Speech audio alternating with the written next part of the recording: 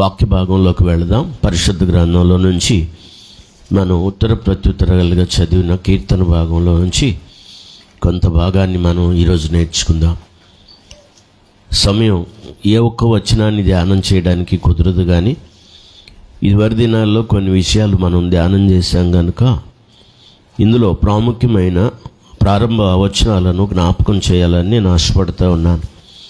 కొంచెం ఈ వచనాలు ప్రారంభంలో కన్ఫ్యూజ్గా ఉంటాయి, అర్థం కావు కూడా, కానీ జాగ్రత్తగా మనం ఆలోచన చేస్తే వాటిని మనం గ్రహించవచ్చు. ప్రస్తుతం ఈరోజు సంభవిస్తున్నటువంటి విషయాలు కూడా ఈ వచనాలను ఆధారం చేసుకొని మనకు కనబడతాయి. ఆ దినాల్లో దేవుడు ఎన్ని కార్యాలు తన ప్రజల కొరకు చేశాడో, ఎన్ని అద్భుతాలు చేసి వారిని విమోచించాడో, ఆ విమోచన కార్యాలను చూసిన వారికి చాలామందికి వాళ్ళను అంటే ఇశ్రాయేలు ప్రజలను జయించడం కానీ వాళ్ళను స్వాధీనపరచుకోవడం కానీ ఎవరి వల్ల కానప్పుడు వాళ్ళందరూ కూడా, వాళ్ళల్లో అన్యజనులు, వాళ్ళల్లో భూరాజులు, వాళ్ళల్లో దేవునికి విరోధమైనటువంటి ప్రజలు ఆయనకు విరోధంగా రేగినట్టుగా, ఆయనకు విరోధంగా వాళ్ళ ఆలోచన చేసి ఏకీభవించినట్టుగా మనం చూస్తాం. అప్పుడెప్పుడో కాలంలో జరిగిందని అనుకొని మనం వదిలేయడానికి అవకాశమే లేదు. ఎందుకంటే ప్రస్తుతం కూడా ఇప్పుడు అలాగే జరుగుతుంది. యేసుక్రీస్తు వారి ప్రేమను రుచి చూచిన వారు వాళ్ళు వీళ్ళనే తేడా లేకుండా ఇప్పుడు సంఘంలో చేర్చబడతా ఉన్నారు. ఏ దేశంలోకి వెళ్ళినా క్రీస్తుని నమ్మిన బిడ్డలు కనబడతారు. ఏ ప్రాంతంలోకి వెళ్ళినా ఏ కులం మతం అనే భేదం లేకుండా అనేక మంది ప్రభువుని అంగీకరిస్తున్న వారు ఎక్కడ చూసినా కోకొల్లలు కనబడుతున్నారు. అదే ఇప్పుడు ఈ ప్రపంచానికి మింగుడు పడని విషయం. అదే ప్రస్తుతం ఇప్పుడున్న అన్యజనులకు, దేవుణ్ణి ఎరగని వారికి మింగుడు పడని విషయం. మతవాదులు, మత ద్వేషులు, మత సాందస్యవాదులు బయలుదేరి దేవుడు చేసిన కార్యాలకు విరోధంగా రకరకాల ఆలోచనలు అప్పుడు ఎలా చేశారో ఇప్పుడు కూడా అలాగే చేస్తున్నారు. ఎవరైనా ఒకవేళ ఉన్నత స్థితిలో ఉండి క్రీస్తు ప్రభువుని గురించి మాట్లాడితే ఫలానా ఆయన మత మార్పిడి చేస్తున్నాడు, లేకపోతే ఫలానా మతానికి ప్రాధాన్యత ఇస్తున్నాడని చెప్పేవాళ్లే ఒక మతాన్ని భుజానెత్తుకొని మాట్లాడేవాళ్ళు అవుతున్నారు.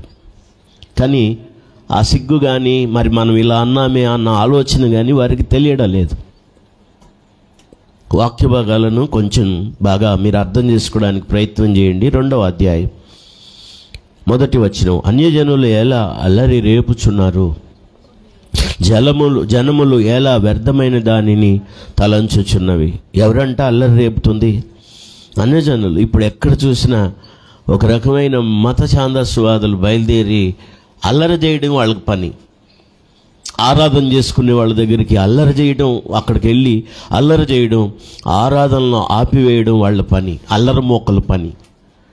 వాళ్ళు పద్ధతి అయిన సాంప్రదాయం కలిగిన వ్యక్తులుగా కనబట్టలేదు మనకి. ఆ దినాల్లో ఉన్నారు వీళ్ళెవరంటే అల్లరి చేసేవాళ్ళు.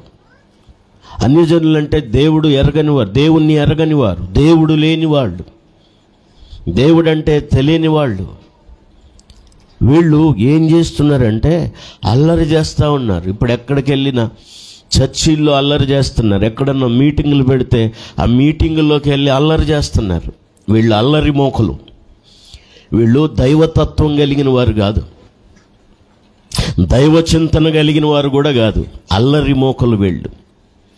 అన్యజనులుగా ఉండి దేవునిని ఎరగక, దేవుని సత్యాన్ని ఎరగకపోగా, ఎవరు క్రీస్తు ప్రేమను, నిజమైన దేవుడని, యేసు ప్రభువని, మృత్యుంజయుడని, పునరుత్థానుడని, సజీవుడని, ఆయన పరిశుద్ధుడని ఎరిగి నమ్మి విశ్వసించి సంఘంలో చేర్చబడుతున్నారో వారిని చూసి వీళ్ళందరికీ కూడా ఎలా ఉందంటే కడుపు మంట. చెప్పండి, కడుపు మంట. ఆ మంటతో రగిలిపోతున్నారు.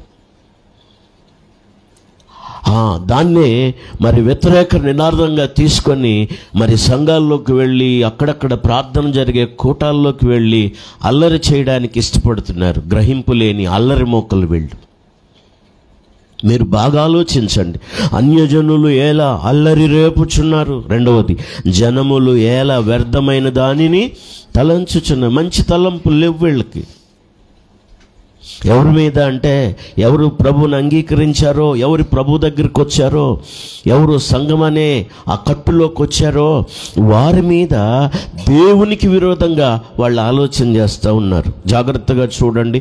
2వ వచనం, మనం వారి కట్లు తెంపుదాం రండి, వారి పాశములు మన యొద్ద నుండి పారవేయడం రండి అని చెప్పుకొనుచు భూరాజులు. 3వ వచనం అందరూ చూడండి. భూరాజులు యెహోవాకు విరోధం, యెహోవాకును ఆయన అభిషక్తునికి విరోధముగా నిలవబడుచున్నారు. చాలామంది ఇప్పుడు అధికారులైన వాళ్ళు, మంత్రులు కూడా ఒక మతాన్ని భుజానెత్తుకొని మరీ మాట్లాడుతున్నారు.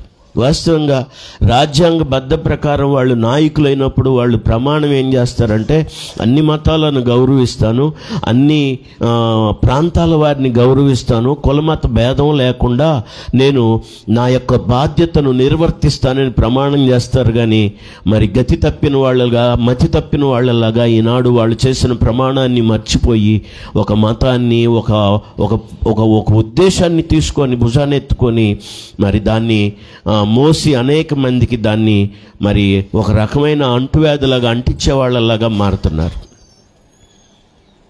ఇలాంటి ప్రజలు ఆ దినాల్లో ఉన్నారు. ఇప్పుడు మనకు కనబడుతున్నాయే.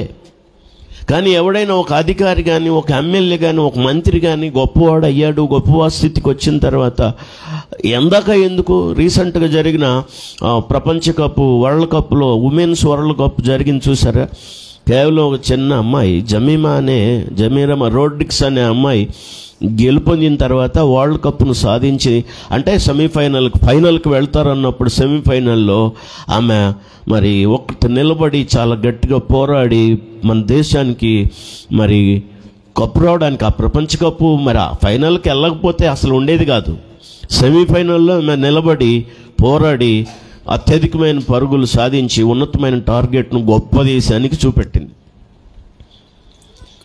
అప్పుడు ఆమె ఎప్పుడైతే ఇండియా జట్టు గెలిచిందో ఆమె మొట్టమొదట ఏం చెప్పిందంటే, నేను మొదట జీసస్కి థ్యాంక్స్ చెప్పాలని చెప్పింది. స్తోత్రం చెప్పండి గట్టిగా. ఇక దాని నుంచి చూడండి, ఆ మాట చెప్పినందుకు ఈ మత బెత్తరగాళ్ళంతా కూడా, ఈ మత తత్రగాళ్ళంతా కూడా బయలుదేరి రకరకాలుగా కామెంట్లు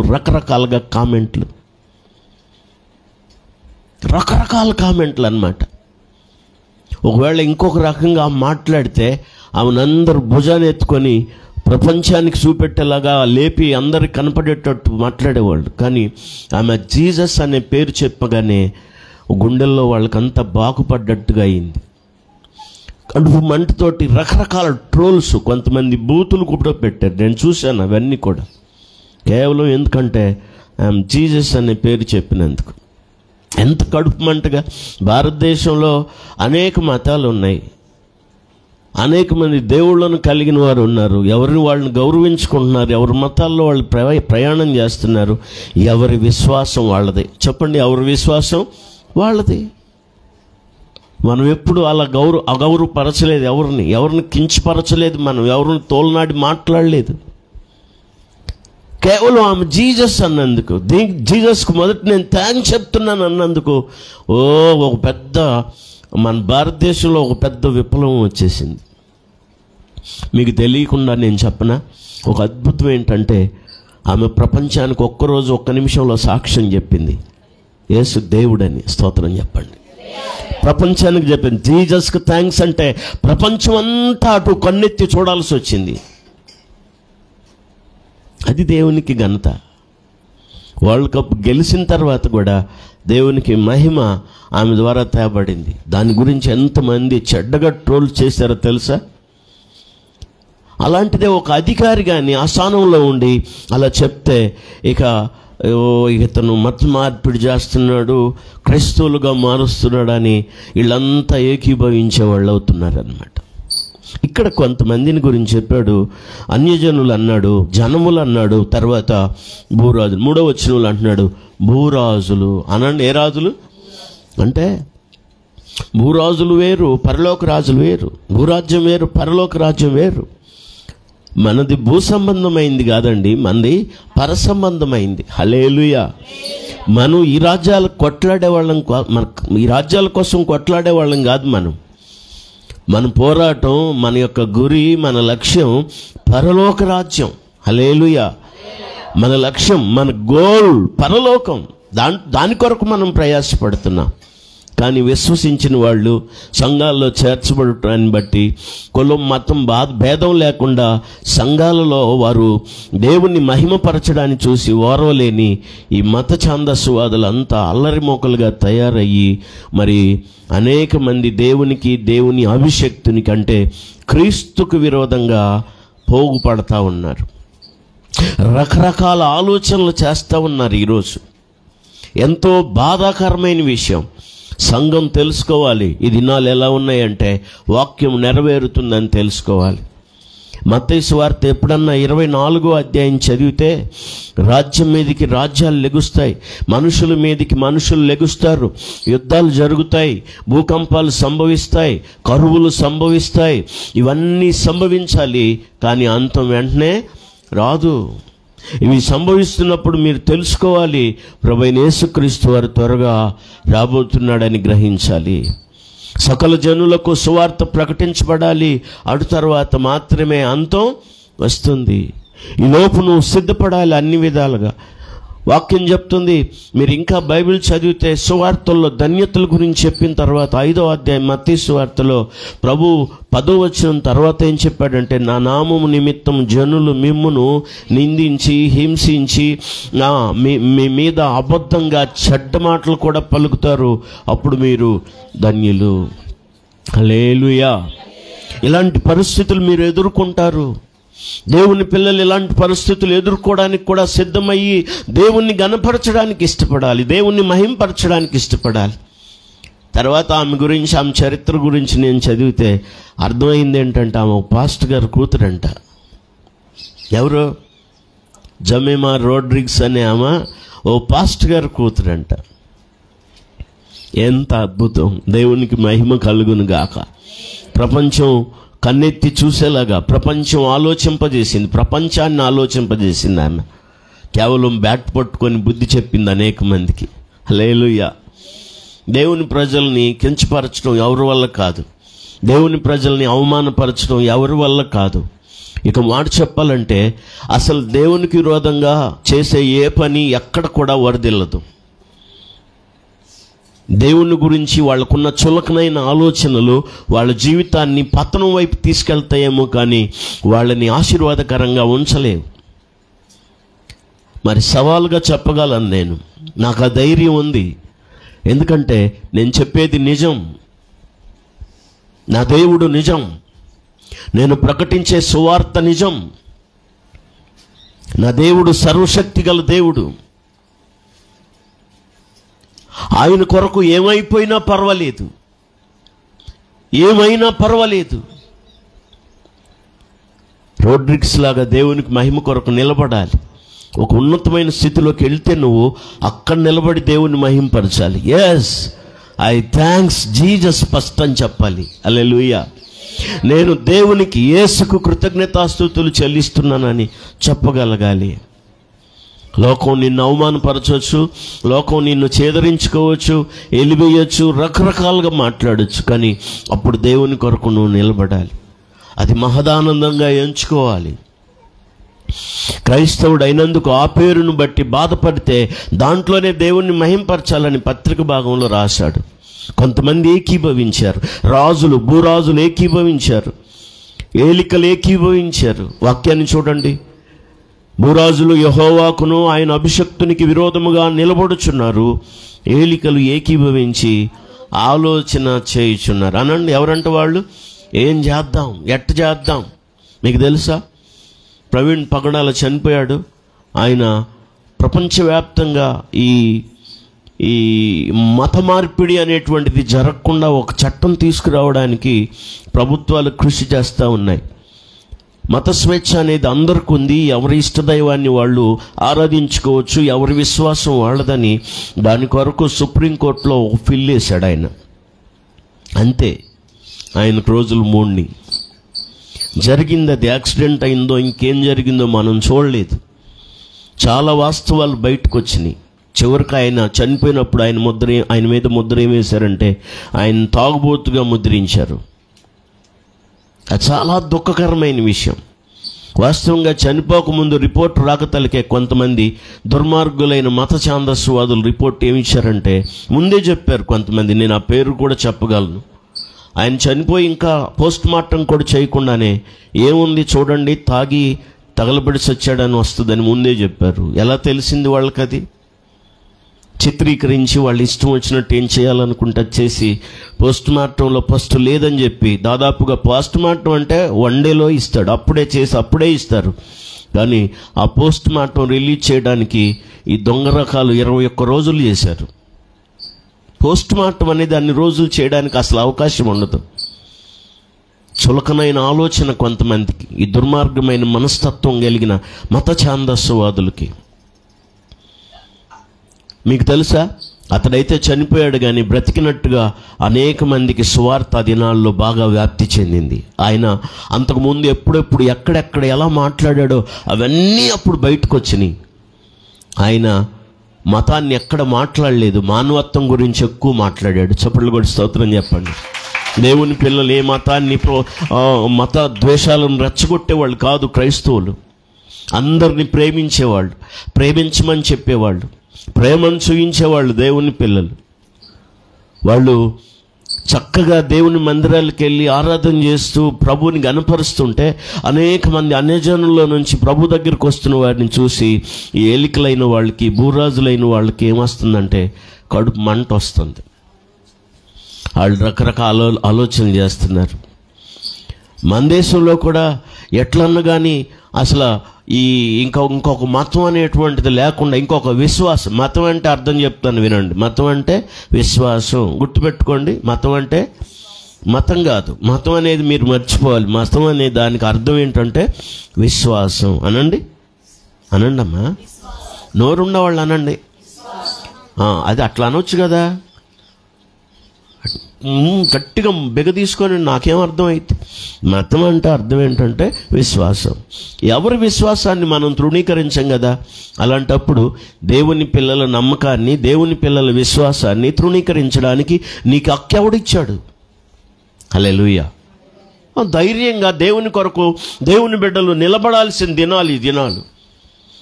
నీ స్వేచ్ఛ నీకుంది, నా స్వేచ్ఛ నాకుంటుందని చెప్పలేమా? ఒకవేళ ఇలాంటి బిత్తర జిమ్మిక్కులు చేసే విశ్వాసులు ఆ దినాల్లో కష్టం వస్తే నిలబడలేరు. శుభ్రంగా తలుపేసుకొని తాళం వేసుకుంటారు, బయటకు కూడా రారిక. దేవుణ్ణి మహింపరచలేరు ఇలాంటి వాళ్ళు. ఎక్కడ దేవుని కొరకు నిలబడలేరు. వామ్మో ఏం వచ్చిద్దో, అంతలో రోడ్రిక్స్కి అలాంటి పరిస్థితులు వచ్చినాయి. ప్రవీణ్ పగడాలు అసలు లేకుండా పోయాడు. మనకెందుకు అనుకునేవాళ్ళు అసలు దేవుని పిల్లలుగా ఎక్కడ కనబడరు. రాబోయే దినాల్లో అలాంటి పరిస్థితులు, అలాంటి చట్టాలు కూడా తేవచ్చు. అందుకొరకు ఏలికలు ఏం చేస్తున్నారంటే ఏకీభవిస్తున్నారు. భూరాజులు ఏం చేస్తున్నారంటే ఆలోచనలు చేస్తున్నారు. ఇదంతా చెప్పడం వెనక ఉన్న ఉద్దేశం చెప్తున్నాను వినండి. మీకు ఎన్ని ఆలోచనలు చేసినా, భూరాజులైనా, ఏలికలైనా, అన్యజనులైనా ఎవరు ఏమి చేయలేరు దేవుని పిల్లల్ని. చప్పట్లు కొట్టి స్తోత్రం చెప్పండి. తెలుసా మీకు ఒక మంచి మాట చెప్తాను. బైబిల్ నుండి వాక్యం చదవగలిగిన వాళ్ళు వాక్యం చూడండి. సామెతల గ్రంథం 21వ అధ్యాయం 10వ వచనం అందరూ చూడండి. సామెతల గ్రంథం త్వరగా 21:30. యెహోవాకు విరోధమైన జ్ఞానమైన వివేచనైన,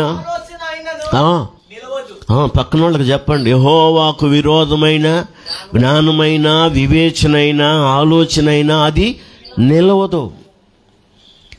దేవునికి విరోధంగా చేసే ఆలోచన ఏదైనా, దేవునికి విరోధంగా నీ వివేచనైనా నీ జ్ఞానమైనా అది నిలవదు. మళ్ళా చెప్తున్నాను విశ్వాసులుగా మీకు, దేవునికి విరోధమైన ఏ జ్ఞానం, ఏ ఆలోచన నిలవదు, అది పడిపోతుంది, పతనం అవుతుంది. మీరు గుర్తుపెట్టుకోండి. దేవునికి విరోధమైన జీవితం మనలో ఉంటే మన జీవితం కూడా నిలవదు.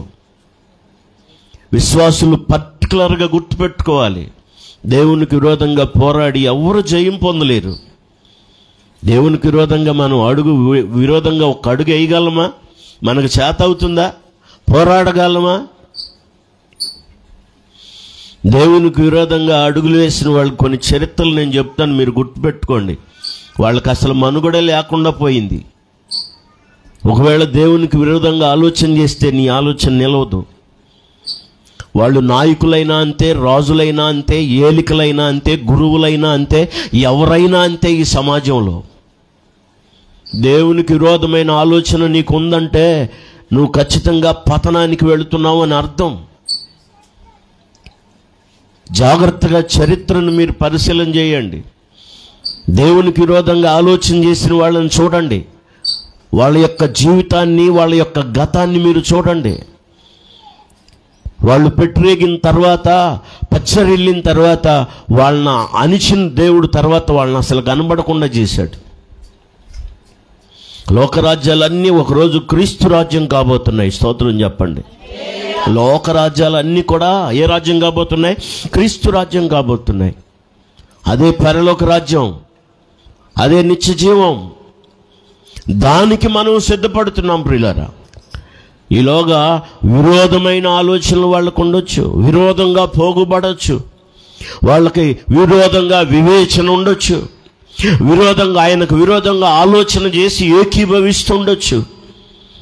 కొద్దిపాటి శ్రమలు, ఇబ్బందులు ఏమో దేవుని పిల్లలకి ఎదురైతేమో కానీ వాళ్ళు ఒకళ్ళు ఎదుర్కొంటారేమో కానీ అంతిమ విజయం దేవునికే మహిమ. హల్లెలూయా. ఆయనదే రాజ్యం, ఆయనదే ప్రభావం, ఆయనదే ఘనత, ఆయనకే మహిమ. నాకు రావలసిన ఘనత నేను దేనికి కూడా చెందనివ్వనన్నాడు. ఆయన మహిమ తెచ్చుకుంటాడు, ఆయన ఘనపరచబడతాడు, ఆయన హెచ్చింపబడతాడు. యుగ యుగాలకు ఆయనే రాజు, నిత్యుడైన రాజు ఆయన. దానియేలు కలిగిన దర్శనం నెబుకద్నెజరు రాజు చూశాడు, దాని భావం దానియేలు చెప్పాడు. బంగారు ప్రతిమ కనపడిందే, ఆ బంగారు ప్రతిమలో తల, భుజాలు, ఉదరము, మోకాళ్ళు, కాళ్ళు, పాదాలు కనబడ్డాయి. అవేంటి అని అడిగినప్పుడు దానియేలు వివరంగా చెప్పాడు. రాజా, తల అంటే బంగారుమయంగా ఉంది కదా, అది మీరే. అది కల్దీయుల సామ్రాజ్యం, ప్రపంచాన్ని పరిపాలన చేసింది. తర్వాత భుజాలు అంటే రెండు, మాదీయులు పారసీకులు, మాదీయ రాజ్యం, పారసీక రాజ్యం ఈ భుజాలు. తర్వాత ఉదరం, తొడలు గ్రీకు రాజ్యం. ఇవి ప్రపంచాన్ని పరిపాలన చేసిన రాజ్యాలు. చరిత్ర తెలిసిన వాళ్ళకి తప్ప మిగతా వాళ్ళకి అర్థం కాదు. మొదట కల్దీయుల రాజ్యం అంటే బబులోను రాజ్యం, తర్వాత మాదీయ పారసీకుల రాజ్యం, తర్వాత గ్రీకు రాజ్యం, ఆ తర్వాత రోమా రాజ్యం. ఇప్పుడు పుస్కని కాలంలో, మిళితమైన కాలంలో మనం ఉన్నాం. ఈ కాలంలోనే ఒక చేతి సహాయం లేని తీయబడిన రాయి వచ్చి ఆ కనబడుతున్నటువంటి నిలువెత్తు ప్రతిమను ఆ పాదాల దగ్గర నుంచి, ఆరికాళ్ళ దగ్గర నుంచి ధ్వంసం చేయడం మనం చూస్తాం. ఆ కళలో, ఆ దర్శనంలో అన్ని రాజ్యాలు అంటే ఆ ప్రతిమను మరి దుల్లగొట్టి, నలగగొట్టి, ధూళిలాగా చేయడం మనం చూస్తాం. చేతి సహాయం లేని ఆ రాయే మన ప్రభు అయిన యేసుక్రీస్తు, ఆయన రాజ్యం. హల్లెలూయా. ఈ రాజ్యాలన్నీ పతనం అవ్వచ్చు, కానీ రేపు యేసుక్రీస్తు రాజ్యం కట్టబడుతుంది. ఆ రాజ్యం తరతరాలు ఉంటుంది. అది నిత్య రాజ్యం, అది పరలోక రాజ్యం. దాని కొరకు మనం సిద్ధపడుతున్నాం. ఏ రోజు యేసుక్రీస్తు వారిని తీర్పు తీర్చేటప్పుడు అడిగాడు, నువ్వు రాజువా నాతో చెప్పు అంటే ప్రభు అన్నాడు, నువ్వన్నట్టే నేను రాజునే అన్నాడు అని ఆ మాట చెప్పాడు. నువ్వు అనుకునే ఈ రాజ్యం నాది కాదు, నాది పరసంబంధమైన రాజ్యం. చప్పట్లు కొట్టి అందరూ స్తోత్రం చెప్పండి. పరలోక రాజ్యం కొరకు మనం సిద్ధపడుతున్న వారం, దేవుని రాజ్యం కొరకు మనం సిద్ధపడుతున్న వారం. ఏలికలు ఏకీభవించినా, భూరాజులు ఆలోచన చేసినా, అన్యజనులు అల్లరి రేపినా, రాజ్యం దేవునిది, దేవుని ప్రజలది.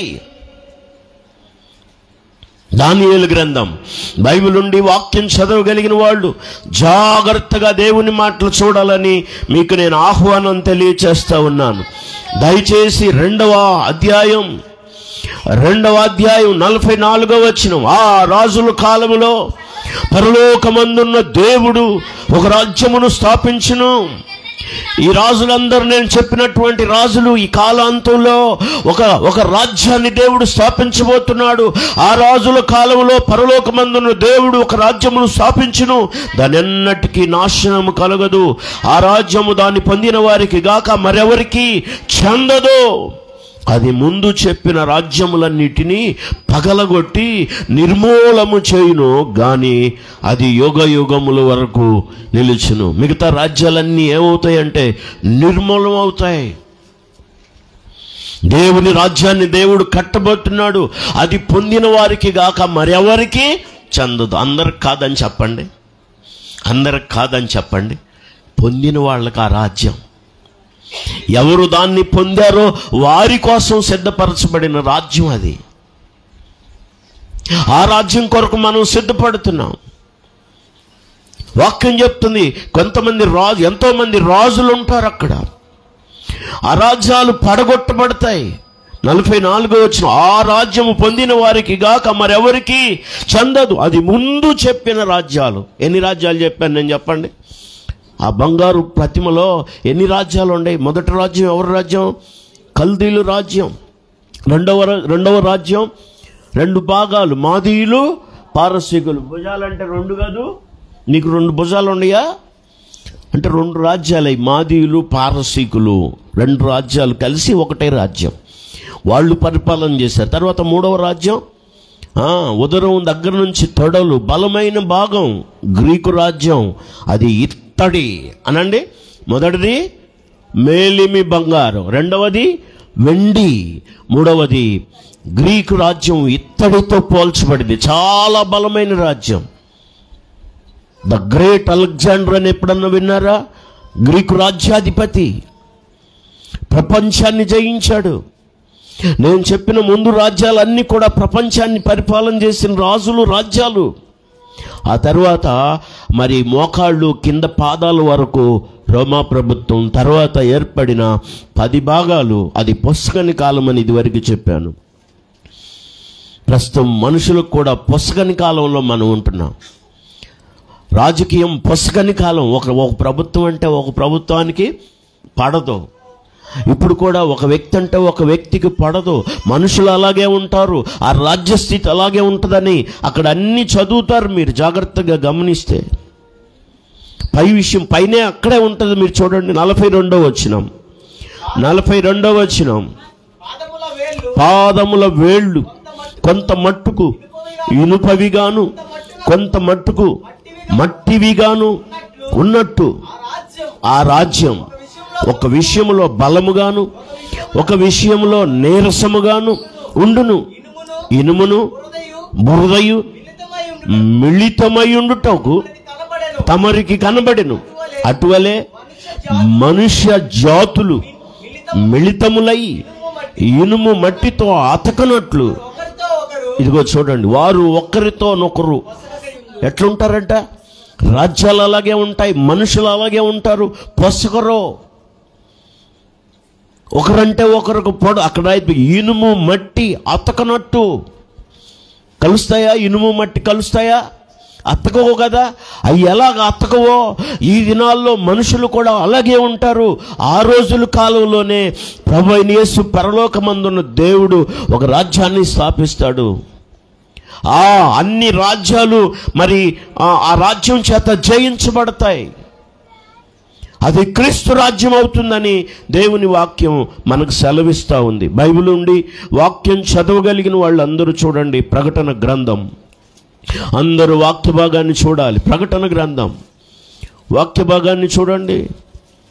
ప్రకటన గ్రంథంలో 11వ అధ్యాయం 15వ వచనం, 7వ దూత బూర ఊదినప్పుడు పరలోకములో గొప్ప శబ్దములు పుట్టెను. ఆ శబ్దములు ఈ లోక రాజ్యము, మన ప్రభువు రాజ్యమును, ఆయన క్రీస్తు రాజ్యము, ఆయన యుగ యుగముల వరకు ఏలునని. చప్పట్లు కూడా అందరూ స్తోత్రం చెప్పండి. ఈ లోక రాజ్యం ఎవరిది కాబోతుందంటే క్రీస్తు రాజ్యం కాబోతుంది. అధికారం క్రీస్తుది కాబోతుంది. ఇప్పుడు కాదు, ఇవన్నీ జరగాలి. ఇవన్నీ జరిగిన తర్వాత ఆయన కార్యాన్ని చేయబోతున్నాడు. దేని కొరకు మనం నిరీక్షిస్తున్నాం? నా వైపు చూడండి. పరలోకం అంటే మనం అక్కడికి వెళ్ళాం, పరలోకానికి దేవుడు ఇక్కడికి తీసుకొస్తాడు. స్తోత్రం చెప్పండి. దీన్నే రూపు మాపి పరలోకంగా మారుస్తాడు ఆయన. యేసు ప్రభు చాలాసార్లు చెప్పాడు, మీకు గుర్తుందా? పరలోక రాజ్యం ఎక్కడో లేదు, మీ మధ్య ఉందన్నాడు. మార్పు నొందితే నీతో ఉంటుంది అది. పరలోక రాజ్యాన్ని భూలోకంలోనే నువ్వు అనుభవిస్తావు. నువ్వు మారినంత వరకు లోకంలో ఉండి నరకంలో ఉన్నట్టు అనుభవిస్తావు. నువ్వు వేదన కలిగి బ్రతుకుతావు. చచ్చిపోయినాక సంగతి దేవుడెరుగు. పరలోక రాజ్యం మీ మధ్య మీతో ఉందన్నాడు ప్రభు. ఎంతమంది గుర్తుంది? అసలు వాక్యం చదువుతున్నారా? చదివితే కదా తెలుస్తుంది. టీవీలు చూసేదానికి ఉన్న సమయం, ముచ్చట్లు పెట్టుకుని కూర్చునే అంత సమయం వాక్యానికి లేదు మన మధ్య. వ్యర్థమైన ప్రలాపనలు చేసుకునే దానికి ఇచ్చిన సమయం వాక్యానికి ఇవ్వం మనం. అలా వాక్యానికి మీరు సమయం ఇచ్చి చూడండి. వాక్యానికి మీ హృదయాన్ని తెరిచి చూడండి. మీ జీవితాలు ఎంత అద్భుతంగా, ఎంత ఆశీర్వాదకరంగా ఉంటాయో. దేవునికి చోటిచ్చి చూడండి. మీ బ్రతుకులు ఎంత దీవెనకరంగా ఉంటాయో. దేవుని శక్తిని, దేవుని యొక్క బలాన్ని, దేవుని పరాక్రమాన్ని చూడగలుగుతారు. దేవుని ఉన్నతమైనటువంటి ఆశీర్వాదాలను చూడగలుగుతారు. మనలో దేవుని వాక్యం లేకనే దేవుని శక్తి అనేటువంటిది మనకు తెలియటం లేదు. వాక్య భాగాన్ని మీరు జాగ్రత్తగా గమనించండి. 15వ వచనం 11లో 7వ దూత బూర ఊదినప్పుడు పరలోకములో గొప్ప శబ్దములు పుట్టెను. ఆ శబ్దములు ఈ లోక రాజ్యం, మన ప్రభువు రాజ్యమును, ఆయన క్రీస్తు రాజ్యము, ఆయన ఏ రాజ్యం అయిందని అంతా కూడా లోకరాజ్యం క్రీస్తు రాజ్యం అవుతుంది. అధికారం క్రీస్తు అవుతుంది. శిష్యులతో చెప్పాడు, పరలోక రాజ్యంలో మీరు 12 సింహాసనాల మీద కూర్చొని 24 సింహాసనాలు, 24 పెద్దలతో కూడా మీరు కూర్చొని 12 గోత్రాల వరకు తీర్పు తీరుస్తారని చెప్పాడు. ఆయన రాజ్యంలో అప్పుడు చూస్తారు ఈ మాటలు. అప్పుడు మీకు అర్థమవుతాయి, ఇదా చెప్పింది పాస్టర్ గారని. ఆ అధికారాన్ని మీకు ఇస్తానని చెప్పాడు. ఆ రాజ్యం క్రీస్తుదవుతుందని ఇక్కడ చాలా క్లియర్గా రాయబడింది. ఆయన అంట యుగ యుగముల వరకు ఏళ్తాడు. ఇందాక దానియేలు గ్రంథంలో చదివింది అదే. ఆయన రాజ్యం యుగ యుగాలు నిలుస్తుంది, దానికి అన్నటికీ నాశనము కలగదు. గంభీరంగా స్తోత్రం చెప్పండి. తర్వాత 12వ అధ్యాయంలో మరొక దర్శనాన్ని అక్కడ చూపెట్టాడు. మరొక ప్రవచనాన్ని చెప్పాడు. 10వ వచనం, మరియు ఒక గొప్ప స్వరము పరలోకమందు ఇలాగూ చెప్పుట వింటిని, రాత్రింబగళ్ళు మన దేవుని ఎదుట మన సహోదరుల మీద నేరం మోపువాడైన అపవాది. ఇదివరకు చెప్పాను, గుర్తుందో లేదో. అపవాది పని ఏంటంటే దేవుని పిల్లలైన మన సహోదరుల మీద ఏం మోపుతాడంటే నేరం మోపువాడు. వాడి పని ఏం చెప్పండి? ఎవరైనా దేవుని పిల్లల మీద నేరాలు మోపుతుంటే అపవాది పిల్లలాళ్ళు, అపవాది కొడుకులు, అపవాది కూతుళ్ళాళ్ళు. హల్లెలూయా. అర్థమవుతుందా మీకు?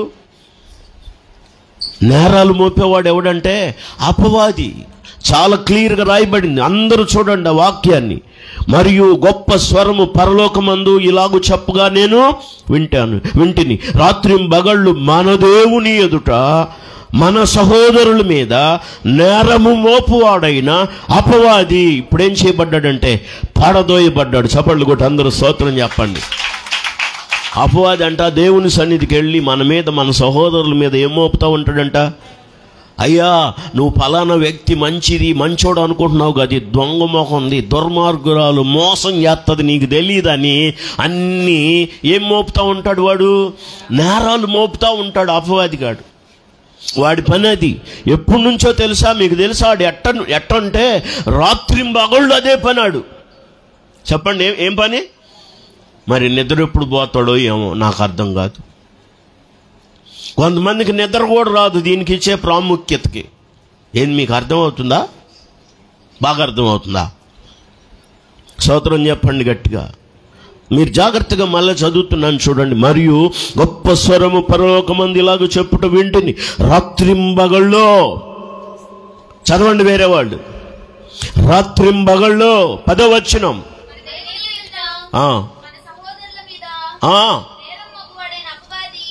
ఏం మోపేవాడు? ఎప్పుడు మోపుతాడంట వాడు? ఎప్పుడు నేరం మోపుతాడు? రాత్రి లేదు పగలు లేదు, రాత్రింబగళ్ళు వాడు మన సహోదరుల మీద దేవుని ఎదుట ఏం మోపుతా ఉంటాడంట? నేరాలు. అయ్యా ఆమె దొంగది, ఏం గుడ్డిది, ఆమె ఫలానా, ఈయన ఫలానా, నేరం మోపటమే పని. ఒకవేళ అలాంటి స్వభావం మీకుందనుకో, వాడి పిల్లలేగా మరి. అర్థం చేసుకోండి, వాళ్ళ సొంత కూతుళ్ళు అన్నమాట, సొంత కొడుకులాళ్ళు. నేరాలు మోపొద్దు ఎవరి మీద, లేనిపోయినవి అన్నీ ఎవరి మీద ఏం చెప్పకండి దయచేసి. మీరు నిరపరాధులు కారు. మీ మాటలే మీకు ఉరి తెస్తాయి, మీకు అవమానాన్ని తీసుకొస్తాయి. అట్టాటి పనులు చేయొద్దు. అది ఎవరి పని అంటే అపవాది పని. ఎవరి పని అది? అపవాది. మన సహోదరుల మీద నేరం మోపువాడైన అపవాది. ఈ రోజుతో వాడి పని ఫినిష్. వాడు ఏం చేయబడ్డాడంటే పడదోయబడ్డాడు. చప్పట్లు కొట్టి స్తోత్రం చెప్పండి. ఆ తర్వాత ఏం జరిగింది? వాడు పడదోయబడ్డాడు. ఇక నేరం మోపేవాడు ఎవడు లేడు దేవుని పిల్లల మీద. హల్లెలూయా, హల్లెలూయా. మీకు గుర్తుందా? నేరములెన్నో నాపై మోపెను అపవాది, తీరని పోరాటములో. ఇక రాదు. తీరని పోరాటములో, చాలా భయంకరమైన పోరాటం. దాంట్లో నేరాలంటే మోపుతా ఉన్నాడు. వీడు ప్రయాసపడి ఎట్లా కొట్ట ముందుకెళ్ళాలని ప్రయత్నం చేస్తున్నాడు, కానీ వాడు మాత్రం ఏం చేస్తా ఉన్నాడు? నేరాలు మోపుతా ఉన్నాడు. అలసిపోయాడు ఆయన, అందుకే పాట పాడుతున్నాడు. నేను ఈ మార్గంలో, ఈ ప్రయాణంలో నా మీద అపవాది మోపిన ఈ నేరాల్లో అయ్యో నలిగి కుమిలిపోతున్నాను అని ఆ పాట పాడుకున్నాడు. ఘోరంగా కుమిలిపోయాడు ఆయన. ఇదిగో అలాంటి అపవాది ఇప్పుడు ఏం చేయబడ్డాడంటే పరలోకం నుంచి పడతోయబడ్డాడు. వాడికి అక్కడ ఎక్కడ స్థానం కూడా లేదు. 2 చేతులు ఎత్తి స్తోత్రం చెప్పండి. 10వ వచనం, మన దేవుని ఎదుట మన సహోదరుల మీద నేరము మోపువాడైన అపవాది అంటే సాతాను ఏం చేయబడ్డాడంట? పడదోయబడ్డాడు గనుక ఇప్పుడు రక్షణయు శక్తియు రాజ్యమును మన దేవుని వాయును. అందరూ చూడండి, ఇప్పుడు అధికారము క్రీస్తుదాయను. దాని కొరకు ఈ వచ్చిందని చదివి చప్పట్లు కూడా అందరూ స్తోత్రం చెప్పండి. అధికారం ఎవరిది? క్రీస్తుది. రాజ్యం ఎవరిది? దేవునిది. ఆ రోజు మనం త్వరలో చూడబోతున్నాం. దాని కొరకే మన ప్రయాస, దాని కొరకే మన విశ్వాసం, దాని కొరకే మన ప్రార్థనలు, దాని కొరకే మన భక్తి, దాని కొరకే మన ప్రయాణం. హల్లెలూయా. క్రీస్తు రాజ్యం, దేవుని రాజ్యం, పరలోక రాజ్యం కొరకే మనం ప్రయాసపడి పరిగెడుతున్నాం. నిష్కాపట్యమైన హృదయంతో కృతజ్ఞత కోటాల్లో పెట్టిన ఆ వాక్యాన్ని మీరు జ్ఞాపకం చేసుకోండి. ఈ 4 దినాలు తర్వాత మర్చిపోమని కాదు. మీకు ఈ 4 దినాలు రోజు ఒకసారి అంటూ ఉంటే కంఠస్థం అవుతుంది, రోజు తలుచుకోవచ్చు. ఆయన మీ కొరకు ఎన్ని గొప్ప కార్యాలు చేశాడో తలుచుకోండి. అలా తలుచుకొని ఆయనను హృదయపూర్వకంగా భయభక్తులతో నిష్కాపట్యంగా సేవించండి. అది మీకు అవశ్యం, అది మీకు అవసరం, అది తప్పనిసరిగా చేయాల్సిన పని. ఎన్ని కార్యాలు చేశాడు నీ కొరకు, నీ భర్త కొరకు, నీ పిల్లల కొరకు, వాళ్ళ భవిష్యత్తు కొరకు. ఏది మనకంటూ లేదండి. ఏదైనా ఉంటే అది దేవుని వల్లనే కలిగింది, దేవుని వల్లనే అనుగ్రహించబడింది, దేవుడే ఇచ్చాడు. అందుకే ఆ 2వ కీర్తనలో మీరు జాగ్రత్తగా గమనిస్తే కొంచెం ముందుకొచ్చిన తర్వాత అంటాడు, భయభక్తులతో యెహోవాను సేవించండి. అదే మాట కనబడుతుంది అక్కడ. ఎట్లా సేవించాలంట? భయభక్తులతో, నిష్కపటమైన హృదయంతో సేవించండి, మనోపూర్వకంగా సేవించండి. అది మనం నేర్చుకోవాల్సింది. నిష్కాపట్యంగా ఉండాలి మన హృదయం, భయభక్తులతో సేవించాలి. అది దేవునికి ఆరాధన అంటే. ఒకరోజు నేను క్రీస్తు రాజ్యాన్ని చూస్తాను, పరలోక రాజ్యాన్ని చూస్తాను, దేవుని రాజ్యాన్ని చూస్తాననే నిరీక్షణతో దేవుని పిల్లలు ముందుకు వెళ్ళాలి. అది మన విశ్వాసం, అది మన ధైర్యం, అది మన గురి, అది మన నమ్మకం. హల్లెలూయా. వాక్య భాగాన్ని గమనించారు. ఒకవేళ ఈ ఆలోచనలన్నీ భూరాజులకు ఉన్నాయి కదా, ఏలికలు అందుకోసం ఏకీభవిస్తున్నారు కదా, అన్యజనులు అల్లరి చేస్తున్నారు కదా, దాని సంగతి ఏంటంటే వాక్యం ఏమంటుందంటే యెహోవాకు విరోధమైన జ్ఞానమైన వివేచనైన ఆలోచనైనా నిలవదు. చెప్పండి, ఏం చేయదు? నిలవదు. దేవునికి విరోధమైన ఏ జ్ఞానం నిలబడదు. ఎంత జ్ఞానమైనా ఉండని, నీకు ఎంత వివేచనైనా ఉండని, నీకెన్ని తెలివితేటలన్నా ఉండని, అది దేవుని జ్ఞానానికి, దేవునికి విరోధంగా నిలబడదు, నిలబడనేరవు. అది దేవునికి విరోధంగా చేసే జ్ఞానం అయితే నిలబడదు. ఆయనకు విరోధంగా ఉన్న ఆలోచన అయితే నిలబడదు. ఆయన కార్యాలకు, ఆయన పిల్లలకు విరోధమైన ఆలోచన అయితే నిలబడదు. అది నిలబడదు. అందువల్ల ఏ రాజ్యమైన దేవుని సన్నిధిలో ఆయన చిత్తానుసారంగా నడవకపోతే అవి నిర్మూలమవుతాయి. కానీ దేవుని రాజ్యాన్ని విచ్ఛిన్నం చేయటం, నాశనం చేయటం ఎవరి వలన కాదు, ఎవరి వలన కాదు. ఈ కీర్తనలో ఈ భాగాన్ని మీరు జాగ్రత్త ధ్యానం చేస్తే అదే మీకు కనబడతాయి. దయచేసి యెషయా గ్రంథంలో దయచేసి 60వ అధ్యాయం 12వ వచనం చూడండి. 60వ అధ్యాయం 12వ వచనం. 60వ అధ్యాయం 12వ వచనం. నిన్ను సేవింపనొల్లని జనమైన రాజ్యమైన. అయ్యో, మరి పోగుబడ్డ వాళ్ళంతా రేపు ఎక్కడుంటారో? నిన్ను సేవింపనొల్లని జనమైనా రాజ్యమైనా నిలవదు. ఆలోచనే కాదు, అది జనమైనా, అది రాజ్యమైనా, అది నిలవదు. ఎందుకంటే సృష్టికర్త మన దేవుడు. చప్పట్లు కొట్టి ఆరాధించండి గట్టిగా. హల్లెలూయా. సృష్టికర్తని దేవుడు, మనుషుల చేత సృష్టింపబడిన వాడు కాదు నీ దేవుడు. సృష్టికర్త. ఆయన పూజనీయుడు, ఆయన ఘనుడు. దేవతలలో ఆయనకు సాటి అయిన వాడు ఇంకొకరు లేరు. హల్లెలూయా, హల్లెలూయా. అలాంటి దేవుణ్ణి నువ్వు కలిగి ఉన్నావు. ఆ దేవుని రాజ్యానికి నువ్వు వారసుడివి. నాశనం లేని దేవుని రాజ్యానికి నువ్వు వారసురాలివి. అందుకోసం నువ్వు ప్రయాణం చేస్తున్నావు గురి కలిగి. వాక్యం చెప్తుంది, యెహోవా నిన్ను సేవింపనొల్లని జనమైన రాజ్యమైన అనండి. ఏకీభవించే జనం అంతా ఏమవుతారు రేపు? దేవునికి విరోధంగా ఆలోచన చేసే జనమంతా ఏమవుతారు రేపు? నిలవరు. దేవుని ముందు అడ్డంగా విరోధంగా తిరిగి ఎవడు నిలవగలడు?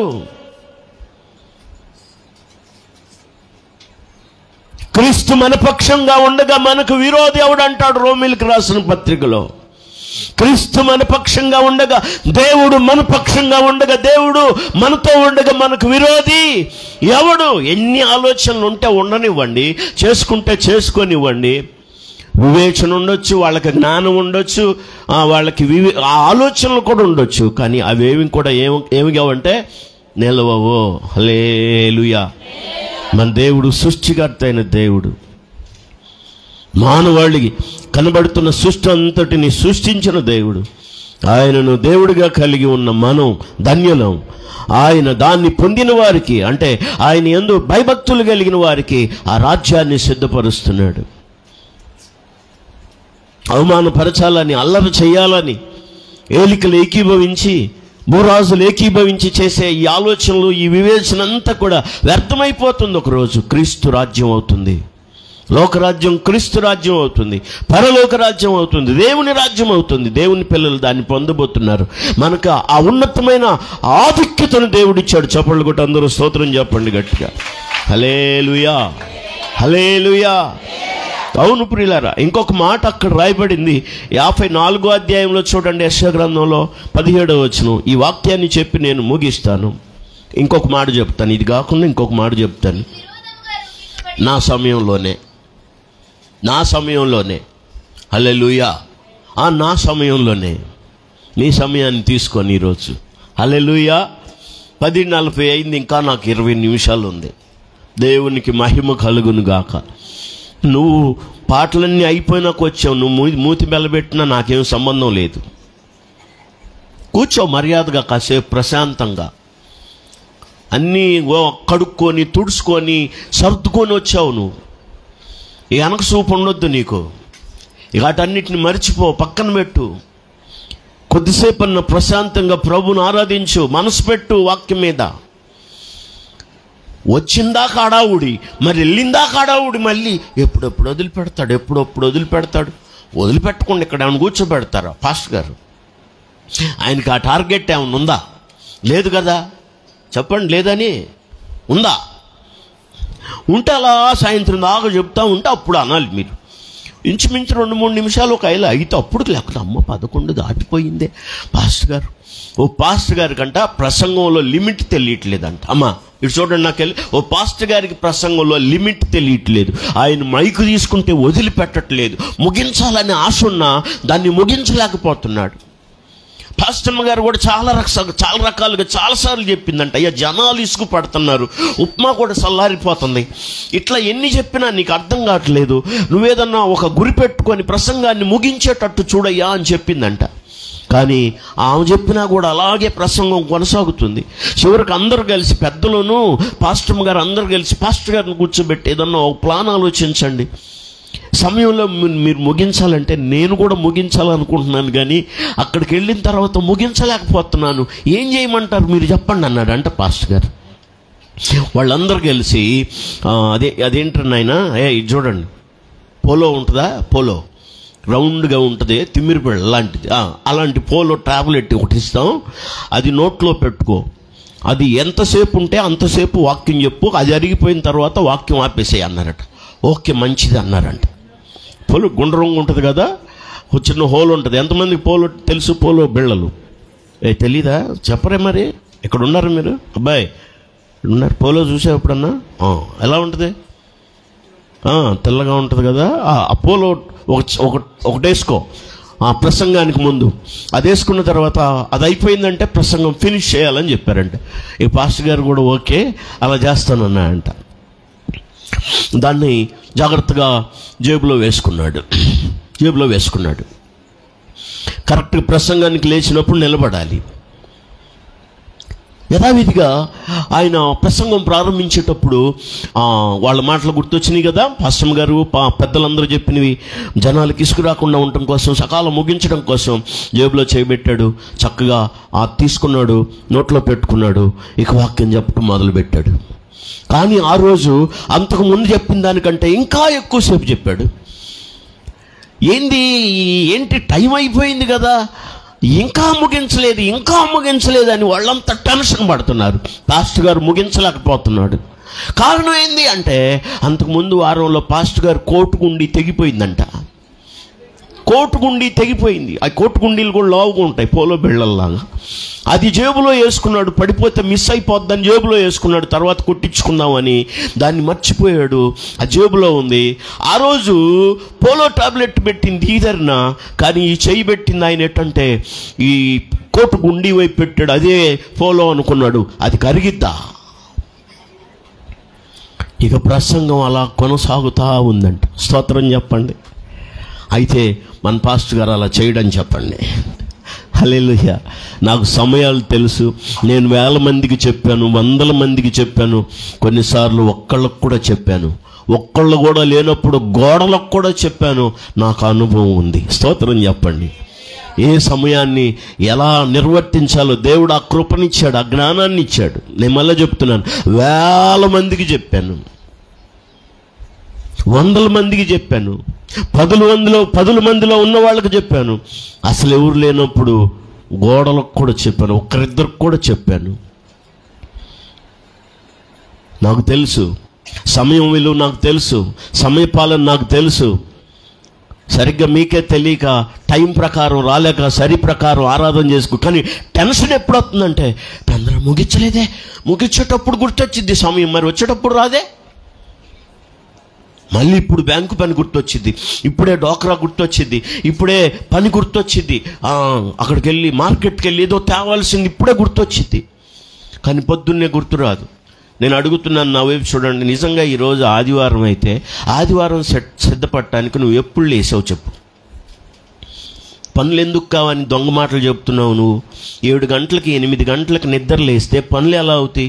కనీసం మ్యాక్సిమం 5 గంటల కన్నా కనీసం పరిశుద్ధ దినాన్న లేకపోతే ఎలా విశ్వాసిగా బాధ్యతాయుతంగా ఉంటున్నాము మనం? చూడండి, 5 గంటలకు లేచిన వాళ్ళు నాకు పని కాదని ఎవరు నన్ను చెప్పమనండి, నేను చెప్తాను.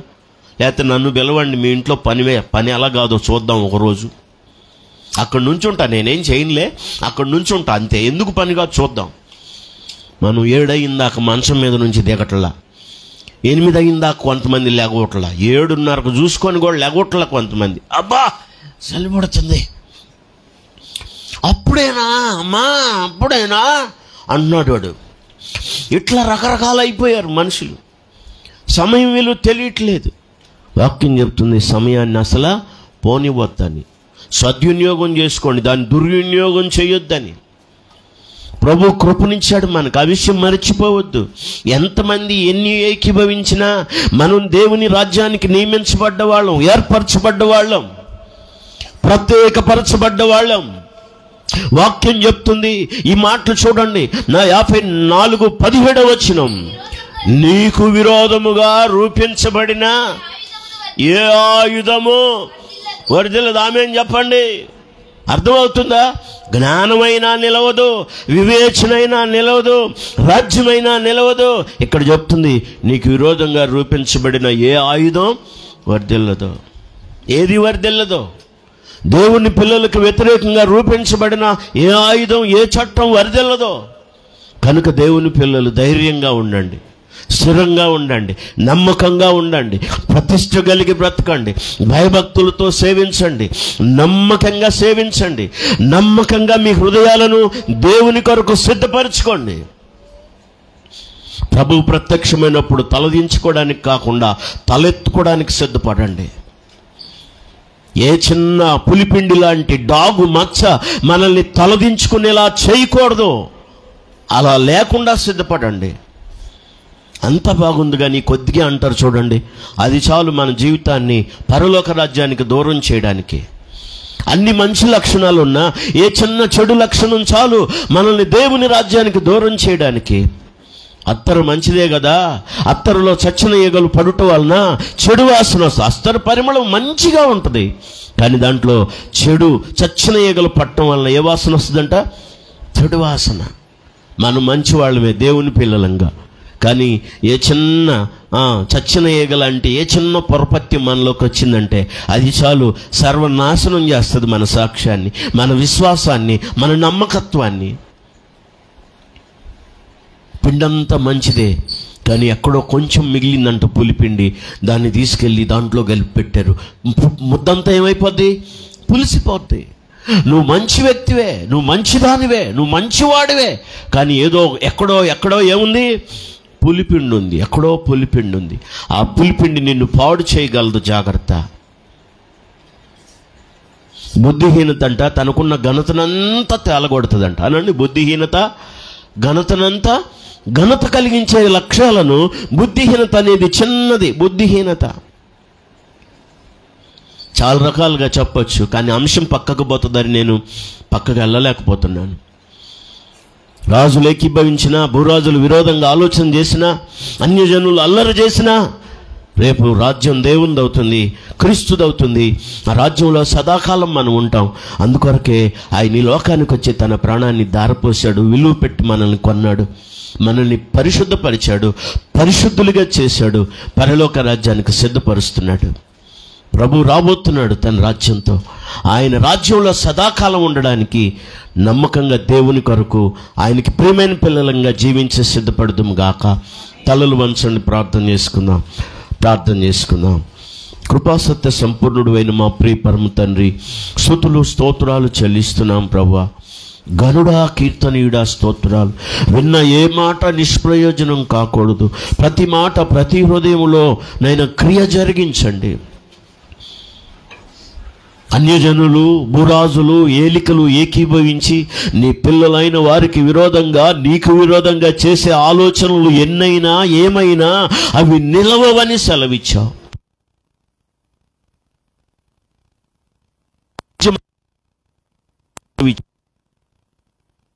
వాక్యం మాలో భద్రపరచండి. వాక్యానికి మీరు నీరు కట్టండి. ప్రతి బిడ్డను ఆశీర్వదించండి. చిన్నలు, పెద్దలు, మధ్య వయస్కులు, వృద్ధులు, పెద్దలు, పురుషులు, స్త్రీలు అందరినీ ఆశీర్వదించండి. వాక్యం ప్రతి హృదయంలో నీరు కట్టండి. మీ నామ మహిమార్థమై ప్రతి కుటుంబాన్ని ఆశీర్వదించండి. ఈ కాలనీ మీరు ఆశీర్వదించండి. మా గ్రామాన్ని మీరు ఆశీర్వదించండి. గ్రామ ప్రజలను మీరు ఆశీర్వదించండి. మార్పు కలుగు చేయండి. నిన్ను ఆరాధించే కృప దయచేయండి. మహిమ, ఘనత, ప్రభావములు మీకు ఆరోపిస్తూ యేసుక్రీస్తు నామములో ప్రార్థించి వేడుకొంచున్నాము తండ్రి.